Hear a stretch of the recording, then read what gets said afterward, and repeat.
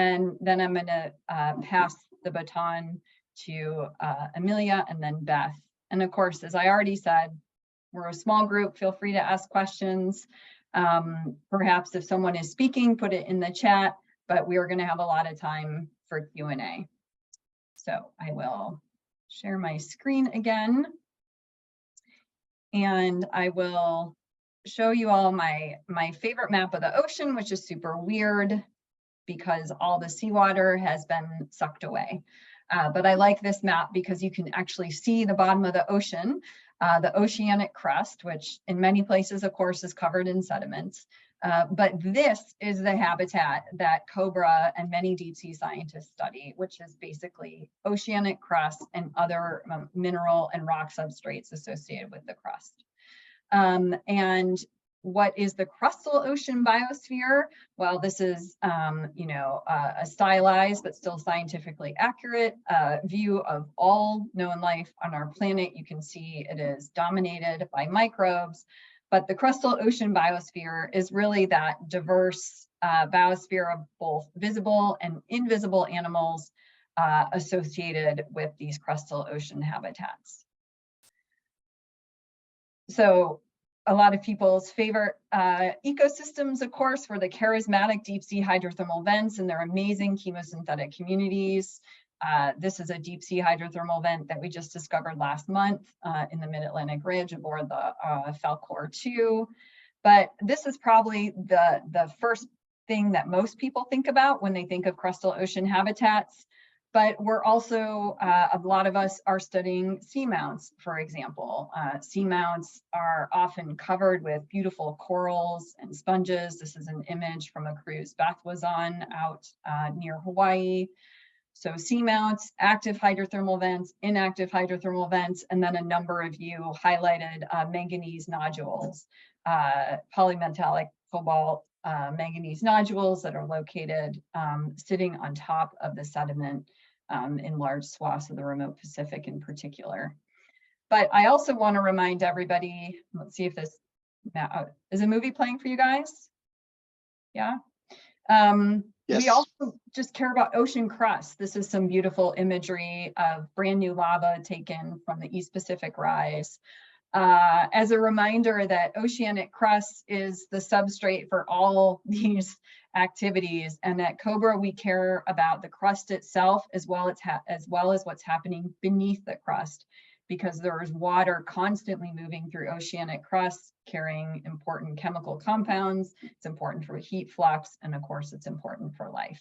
So just a reminder that we care about the crust as well. So you're going to be hearing more about the ecosystem services these different crustal habitats provide, and sort of where the knowledge gaps are and where we how we value them. But again, this particular slide is put together sort of from what ecosystem services are provided in these crustal ocean habitats by microbes. So this includes, microbes serve as the primary producers in many of these crustal habitats. They're an important resource for genetic resources, novel enzymes, new drug discovery.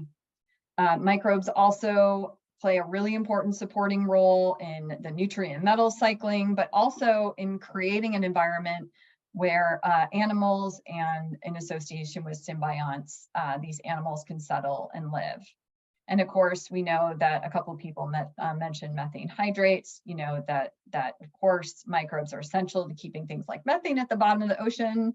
And these environments are also, of course, very important for scientific study. So that's a lot of the reasons why we care about them.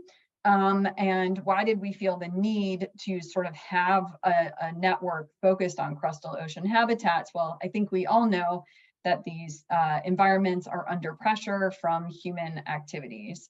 So the main two activities that we're focusing on within COBRA are deep sea mining, which is mineral extraction from the seafloor and below the seafloor, as well as carbon dioxide removal through the form of carbon sequestration. And so I'll speak to both of these a little bit. So For deep sea mining, a lot of the environments we're interested in studying have important metal resources, mineral resources. This includes active sulfides as well as inactive sulfides. So part of a hydrothermal system where active hydrothermal venting has stopped, but you still have the mineral structure. And then, of course, the ferromanganese nodules and these cobalt crusts that are at the top of many, many seamounts. We all know that these metals are needed for a fossil-free future. This includes batteries, solar panels, and this is a slide Beth made probably a couple of years ago. And then recently she updated it just to remind us this isn't just about consumer electronics and our quote unquote green economy, right? We need these metals for a lot of things that perhaps people aren't as comfortable talking about, including defense and national security. There's a lot of mineral resources on the seafloor. The challenge, of course, is that many of them exist outside the exclusive economic zones, and we can talk about that more. This map is showing where those polymetallic nodules are located. Cobalt-rich crusts. I would argue there's probably way more cobalt-rich crusts than we know about, just because the discovery rate of seamounts has been pretty slow, and I think something like 1,000 new seamounts were just discovered. And then, of course, these metal sulfides and hydrothermal vents are located associated with plate tectonics and plate spreading.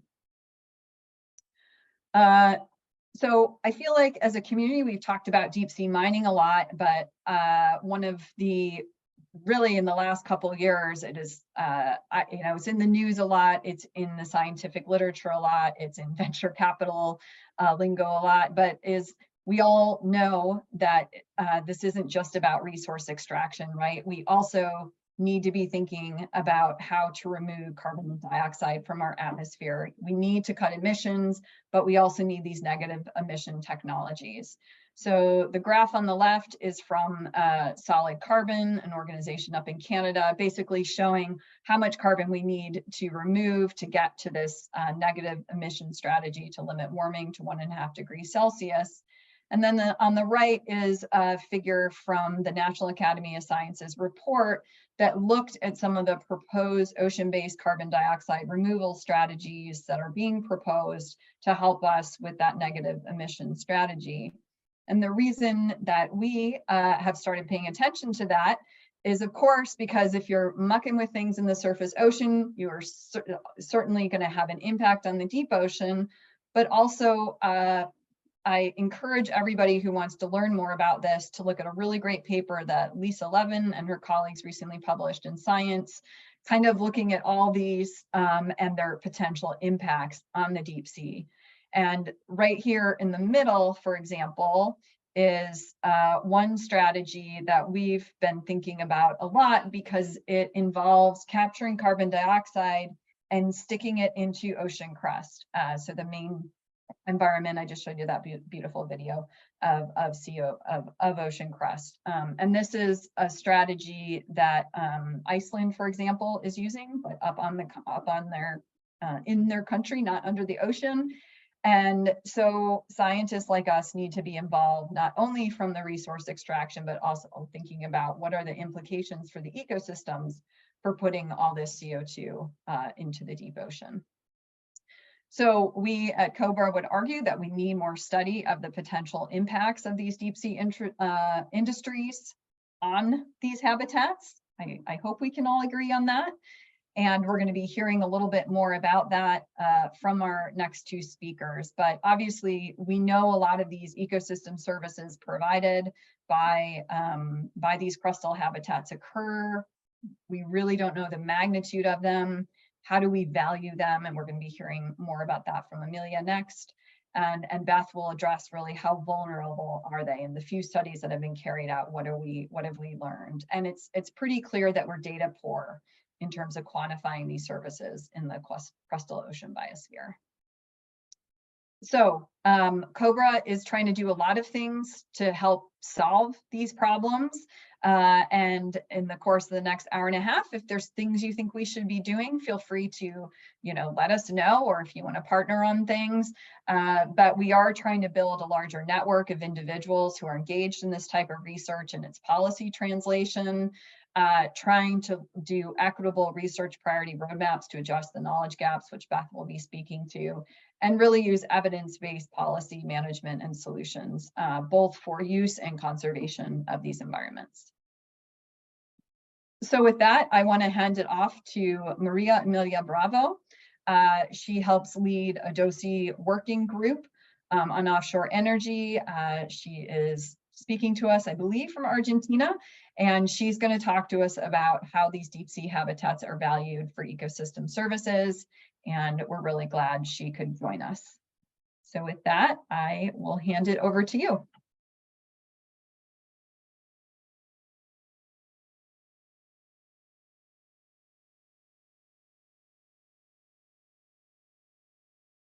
Hello, can you hear me well? Yes, we can. Okay.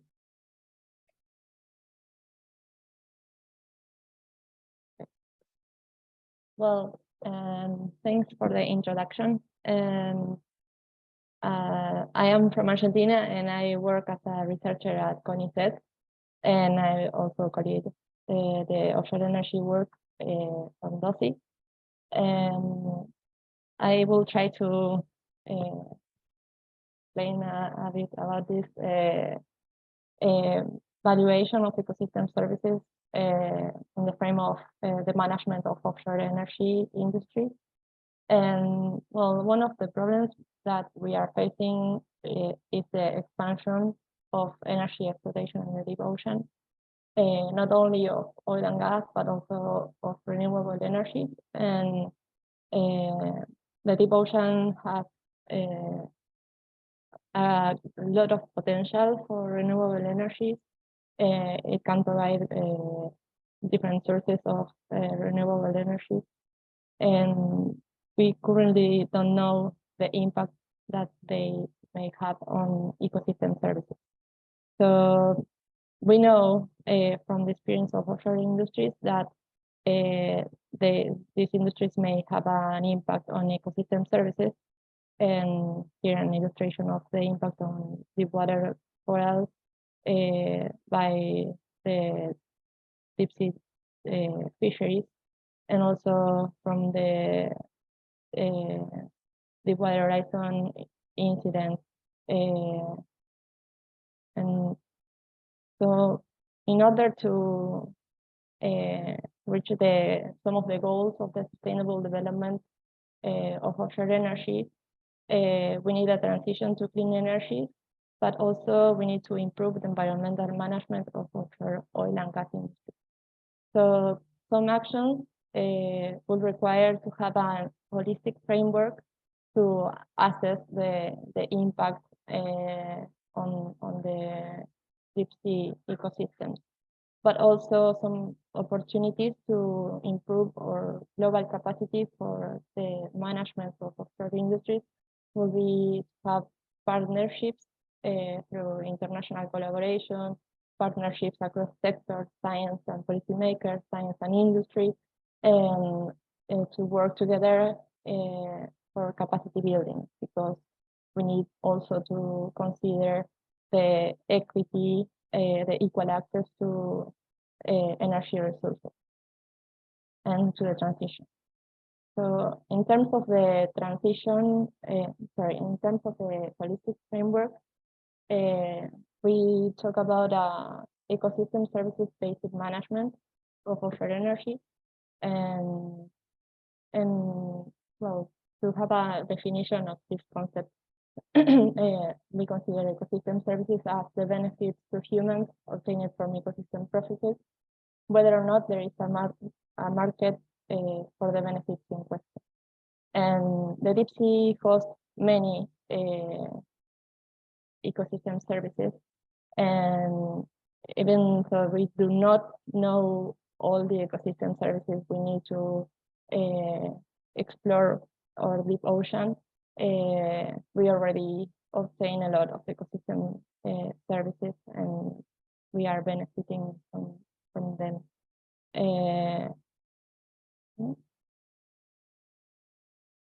Okay.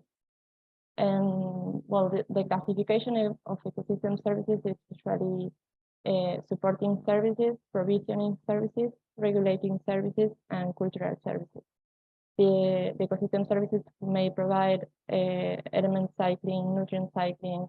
They sustain the ecosystem, sustain fisheries, energy, minerals, and also they provide some cultural services. Here a command with fighting with a fish of the deep ocean. So why is it valuable to, what is it useful to study ecosystem services? There are some frameworks that use this approach, and they were very successful using the ecosystem services management in terrestrial realm and also in coastal systems. So it will be needed to have this ecosystem services based management approach in the deep ocean. And some of the advantages of using this would be to have a more simple way to understand the mechanism behind any change of the environment, and also we can have a valuation, an economic valuation of the changes, and we can better integrate the social and environmental aspects of the problem. How can we measure the ecosystem services? Well, we need to do research, we need to acquire new data and new knowledge, but we need to also prioritize the kind of data that we need, because we cannot measure everything. So for that, we can use some ecosystem services indicators, and these are the variables that determine the ecosystem services. And for example, we can measure the species or habitat diversity, abundance, distribution, and interaction. And this should be site-specific, and we need a detailed study in the case of particular interest, in the case of species of particular interest. And once we have this information of these variables, we can integrate the data into statistical models, like, for example, the biological trait analysis. And this may help us understand and assess the ecological functions of these ecosystems. And so once we have the ecological function, we already have information about the supporting services. And these supporting services are the ones that support the cultural services, the regulatory services, and the provisioning services. So how we can do that in the deep sea bed? We need an integrated seafloor mapping, for example, with direct benthic sampling, and also we can use visual surveys. We need to assess the microbial, megafauna, and macrofauna, and megafauna.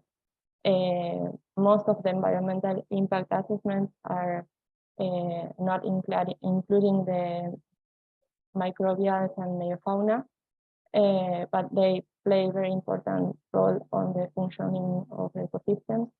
And we need to assess the connectivity and interactions with other species and populations, and also with other habitats. This is an example of interactions of species that are not chemosynthetic, but they use chemosynthetic ecosystems. And the same with the type of tools that we need for each ecosystem in particular. In the case of ecosystem, chemosynthetic ecosystems, it is necessary to include the information from the sub-bottom, and we can do that using high-resolution seismic, because in that way we can detect the bubbles that remain trapped in the sediments. And also we need to do assessment of the chemotones or ecotones during direct sampling of these areas, and as they are variable, they need to be site specific. The studies need to be site specific. And in the case of the pelagic realm, we also need a multimodal approach. We need to integrate water column sensing with the direct sampling using different gear types. And there is a current gap of knowledge on microbial plankton and deep living nekton, and they play a very important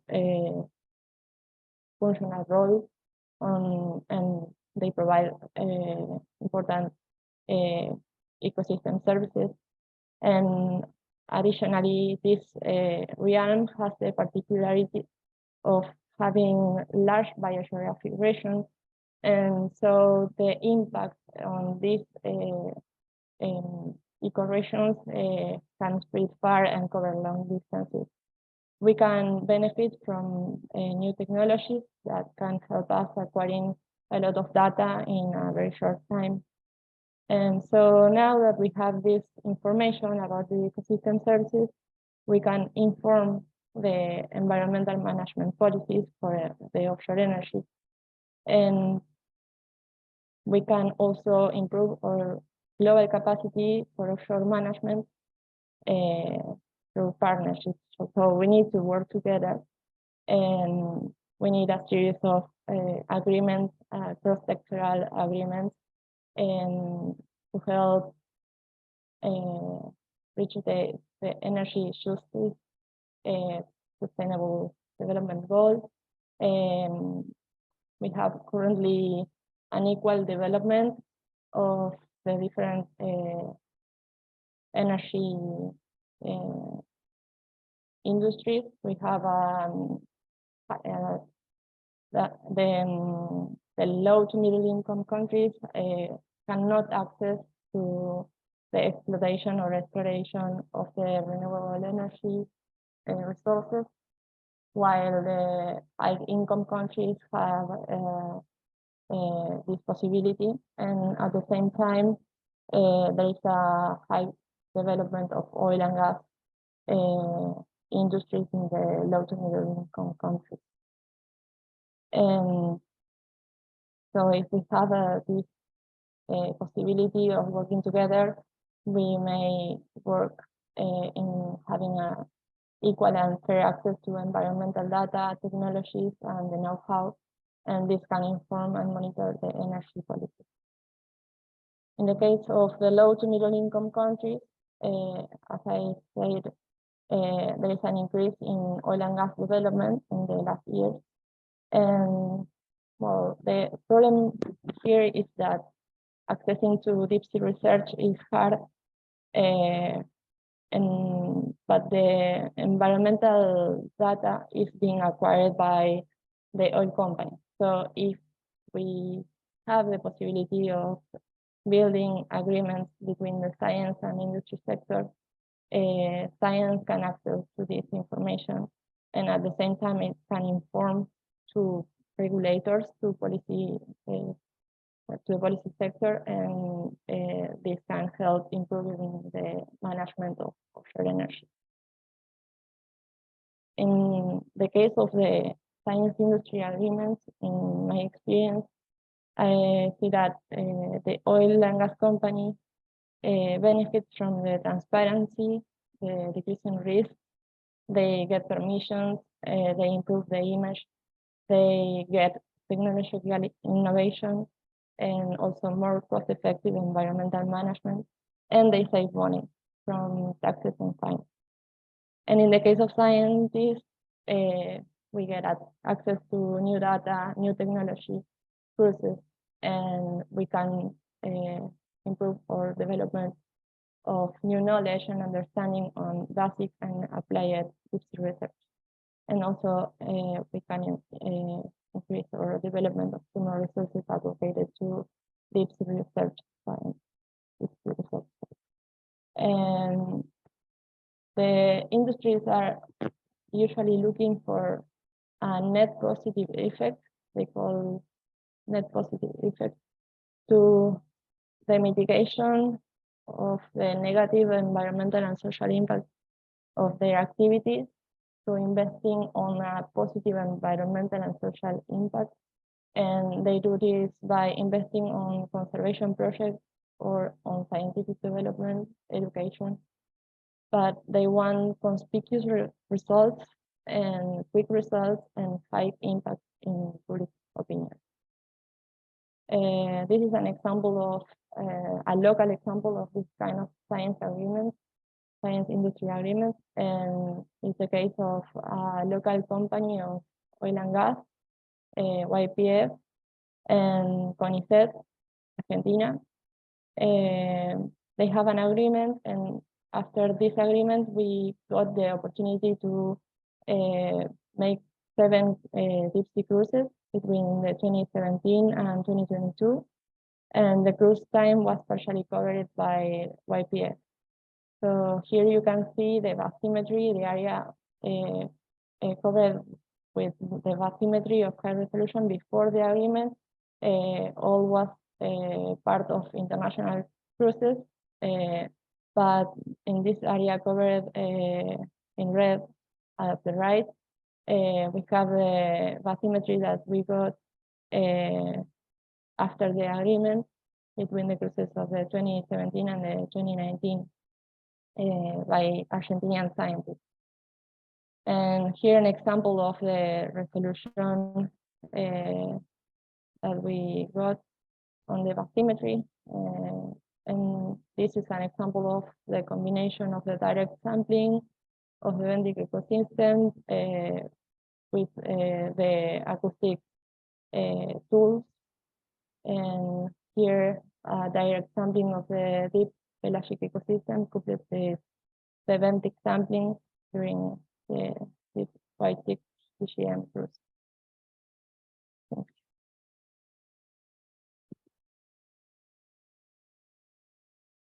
Great, thank you. It looks like you have a couple questions in the chat, and Beth, are we okay answering these now? Sure. Okay. So Frank asks, well, Frank, you can ask your question. Yeah, thank you. So you mentioned the net positive effect. Does that mean net reduction in CO2 emissions?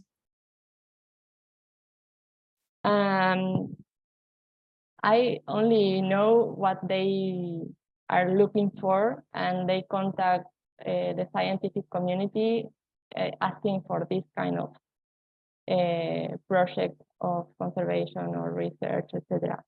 What are the benefits they obtain? It's not really clear, or at least they don't mention that part. So I don't know. Thank you. You're welcome. All right, and Jean, do you want to ask your question? Yes. Yes, thank you. I was just wondering, I think I heard you say that access to the deep sea is difficult, and sometimes you're leveraging the infrastructure and support of the industry to get down there. And I was wondering whether you see that as a risk in terms of conflict of interest, if scientists are dependent on industry to come up with a science that's going to regulate them. Well, it's a good question, and I have it on my mind all the time. But in my experience, we got the permission to publish our findings on research articles, and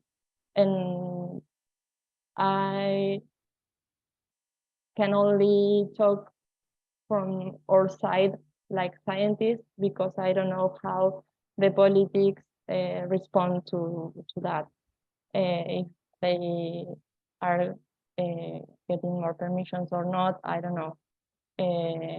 But from our side, we have the benefit of publishing all the findings we have from the cruises. But they are very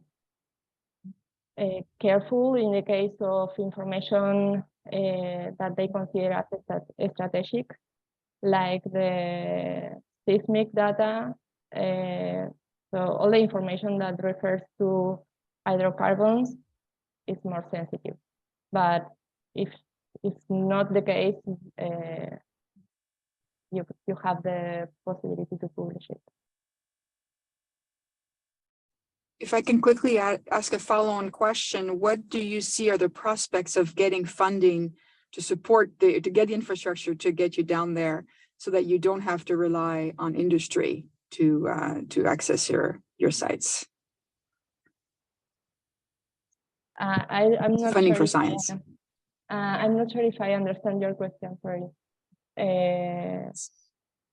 So how do you say that we can have that kind of infrastructure without depending on? Yeah, Yeah, without yes, having to depend on, yeah. it would be awesome, but it's not possible for now in these conditions in which we do not have even money for paying the cruise time. So yeah, maybe through international collaboration, through scientific networks or that kind of collaboration, we can get the access to that kind of equipment and technologies, but normally we do not have that kind of possibility. Thank you. You're welcome. Yeah, I think this is something maybe we should talk more about during our discussion session. But you have one more question from Lisa. If you want to ask your question, Lisa. Sure. Hi, Amelia. Nice talk. I was wondering if you could talk a little bit about the opportunities that your engagement with industry gave for the identification of VMEs and the design of protections that might not have happened if you weren't working with them. Well, we have found some vulnerable marine ecosystems in areas that are tendered by the oil companies. And at the first instance, at the first stage, they are like worried about it, but as they must exclude those areas from the area tendered, and for the area that is intended to be exploited, the faster is the better. So they consider the finding of vulnerable marine ecosystems as a risk for them, for the industry, and having the knowledge is better for them. And yes, we are working on that kind of, I think that we can have this possibility of protecting vulnerable marine ecosystems as part of this strategy of the net positive impact they have.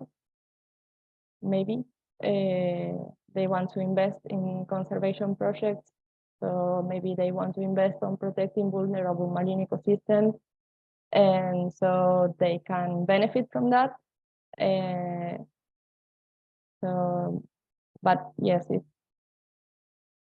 I think it's still on development, and further work in collaboration with the industry can improve these approaches. So. Thank you. Great. So I wrote down a few notes of things I want to talk about more in the discussion session, but we have one more talk, and that is Beth Orcutt. So take it away, Beth. Thanks, Julie. Can you see my slides okay? Okay, great. So I'm filling in for, we had hoped to get a speaker who does some work on studying impacts of seamounts, but time zones were not in our favor. So I'm going to do my best to present what do we know about response and resilience of coastal ocean biosphere habitats to human impacts, and to emphasize what are some of those remaining knowledge gaps that hopefully will lead into our discussion section. So here we go. Just as a reminder, anybody that joined late wants to rethink about the habitats we're talking about. Julie emphasized at the beginning we're really focused on those hard rock environments, whether they're at those mid-ocean ridges where you have the hydrothermal vents, whether you're off axis and you have exposed underwater mountains or seamounts, or even deposits that form out of the water like manganese or polymetallic nodules out in the abyssal plains. And so I'm going to focus my talk on what we know about some impacts that have been studied both on seamounts and in nodule systems. I'm not going to talk so much about hydrothermal vents, although there's a great amount of literature about natural resilience to change in those environments as they are quite dynamic. And really the guiding question for me in thinking about this is, as these potential new industries might move into the deep sea, like deep sea mining, which is depicted here from a summary from the US Government Accountability Office. You know, if we have these industries going down and impacting these environments, what do we know about how these environments can recover? And so we'll start with some literature, recent findings related to how seamounts have been studied to recover from bottom trawling impacts. You know, fisheries that are using trawls to in seamount environments where these environments can be replete with deep sea corals and sponges and lots of other animals, as you see here from an example from a dive I had a chance to be involved in a year and a half ago in the Papahanaumokuakea Marine National Monument around the Northwest Hawaiian Islands. This is an environment that's emblematic of a type of environment that might be impacted by trawling. Whoops, here we go. Maybe, there we go. So here's a study from 2009 that was published in MEPS, looking at seamounts off of the coast of Tasmania and Australia, and comparing the kind of density of animals observed on seamounts that were actively still being trawled, environments where trawling had happened but had ceased, that impact had ceased, and then places that, to their knowledge, had never been trawled. And so that's kind of depicted on the right, those different environments. And you'll see, for instance, some of these graphs on the left, that if you look at, for instance, how many images that were collected during a transect had no coral or no mobile invertebrates or no other sessile invertebrates, that you see that those numbers are much higher in places that have experienced trawling, even in places where trawling has stopped. And so this is kind of one of the an initial survey about this. And you can also see in that graph in the middle that if you look at things like species diversity versus the total density of organisms, that you also see that the trawling has an impact not only on the density, but also on the diversity, that you have a lower diversity of organisms in those environments. Another study from up in the Arctic Ocean related to some research done by various groups out of Norway, looking at, again, trawling impacts on a seamount, and looking at the impacts, whether they were on the summit of the seamount or on the flanks of the seamount, and going back to an environment after 4 years where damage had been done.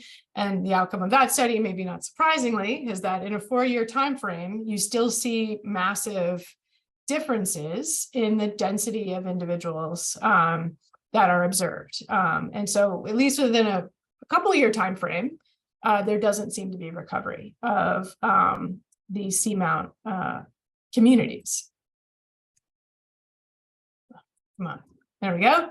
Another paper, there's been a lot of research around seamounts around New Zealand. This one is a rather dense collection of data.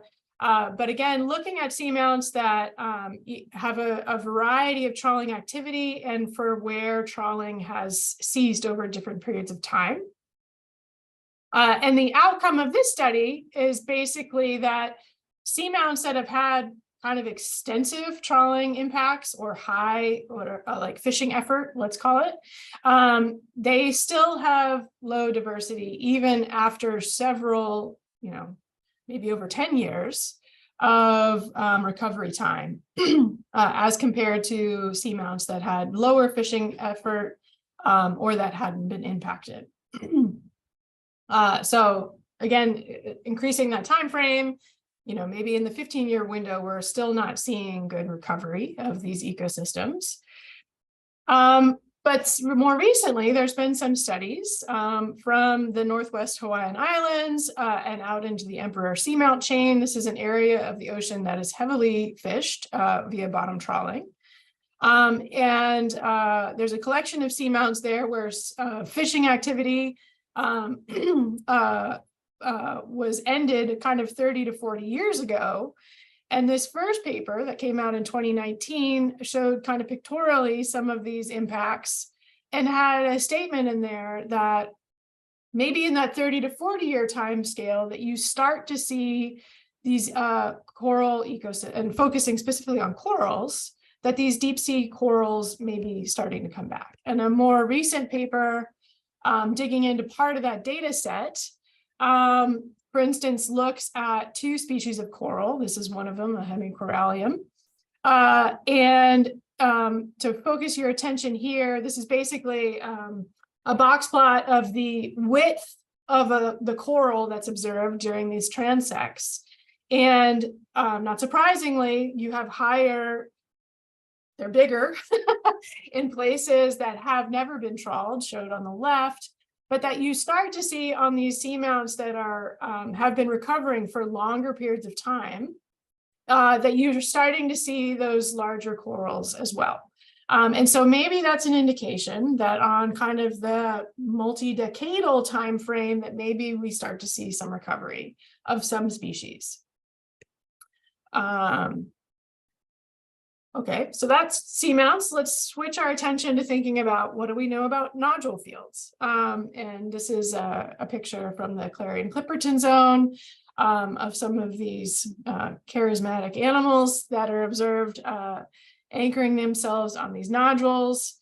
One of the studies that I found very impactful when I was researching this was a study that had gone back to a site that had been experimentally dredged. So a tool was kind of pulled through a nodule field, and a team of researchers went back to that site around 35 years later.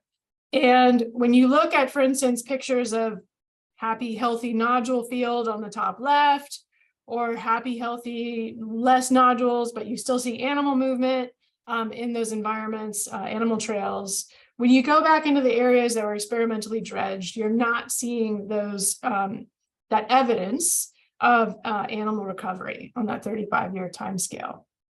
And I think it's important to note here that this was an experimental dredge; it was not mining. So I'll come back to that in a moment. Taking a broader view, I like this paper that Sabina Gollner led a few years ago, trying to look at all kinds of diversity data from all kinds of places where there's like a time series associated with it, and trying to understand where are the impacts higher or lower.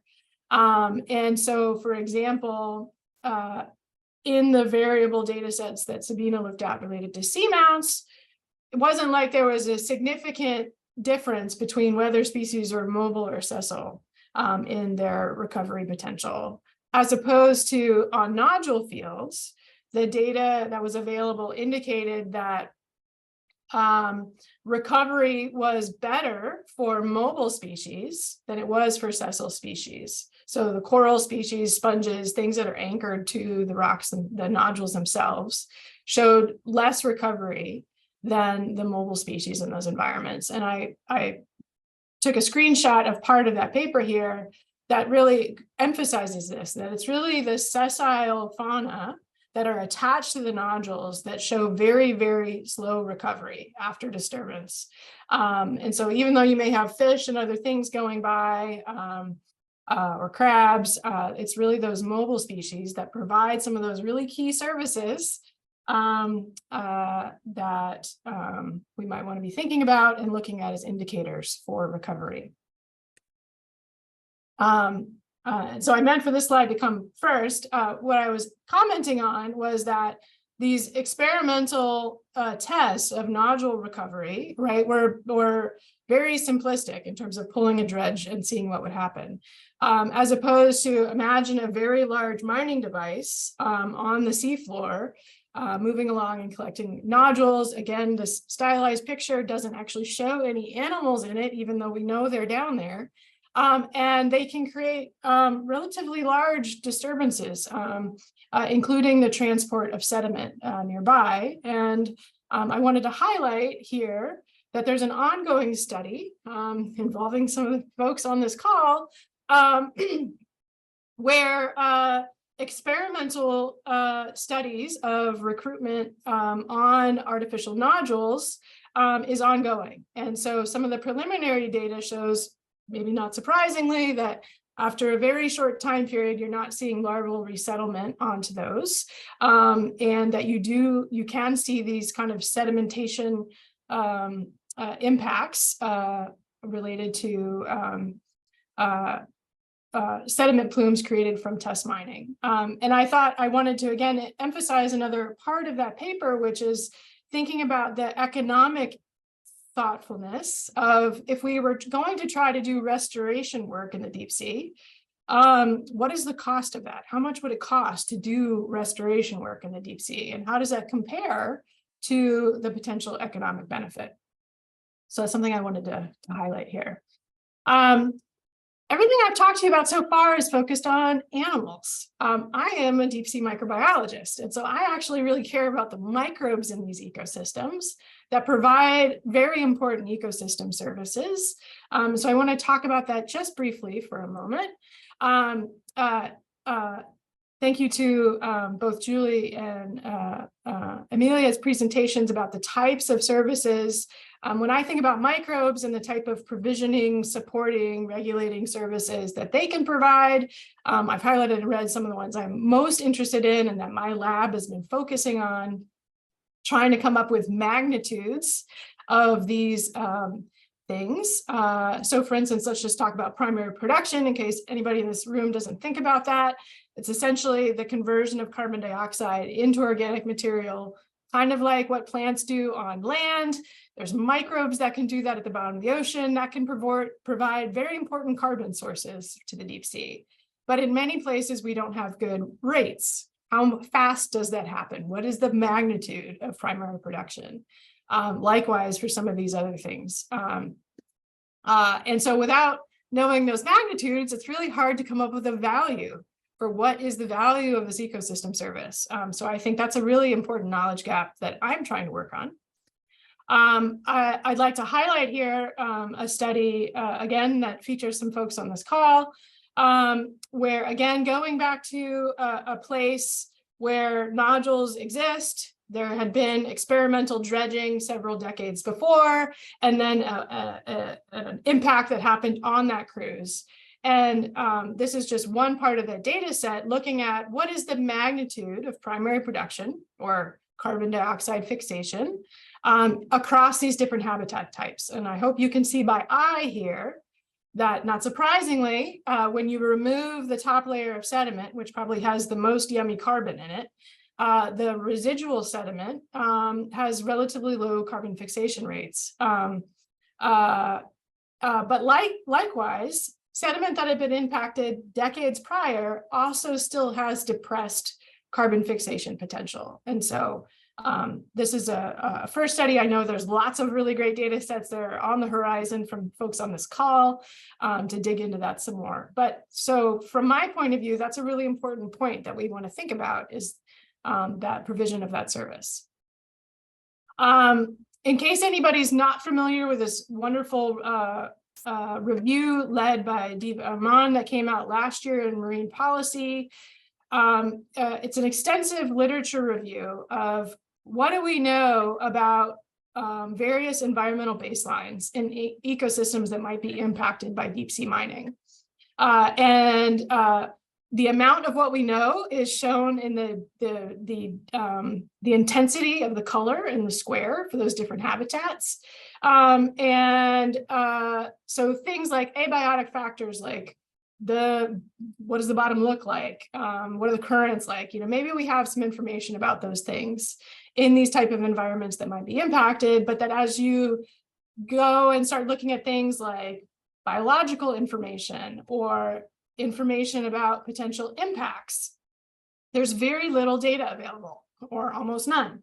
A major outcome of that paper was a suggestion that there's like decadal scale research that's needed in these environments to create enough of a baseline and a study of potential impacts to then decide what we might want to do in those environments and can we actually protect the ecosystem services that are there.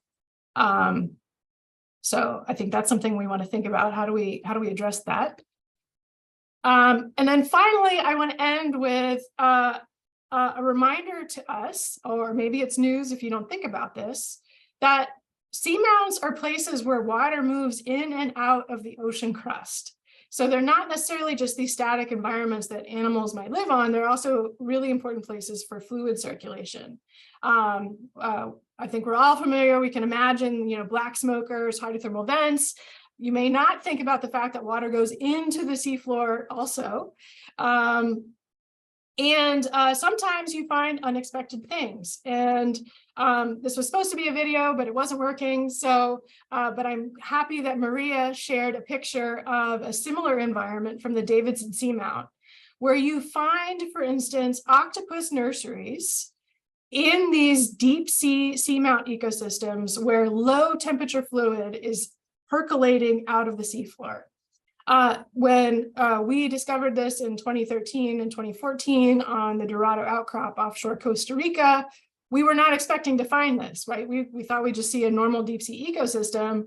And so it was the animal behavior that we weren't necessarily aware of before going down there. It's subsequently been found at Davidson Seamount.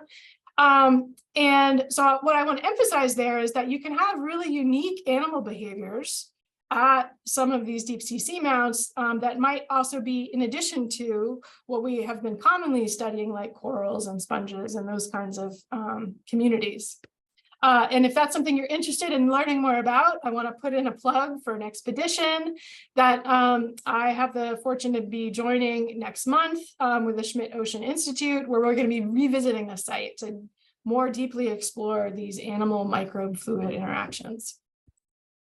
And so hopefully this has whet your appetite for a nice conversation for the next 50 minutes or so about what do we need to be doing. And this is what I think I would like to suggest, which is we need to measure these ecosystem services that we think might be impacted so we can come up with values for them. And I'd love to discuss with you all how we can accelerate that study. I think we also need more research on resilience to perturbation, so not just baseline studies.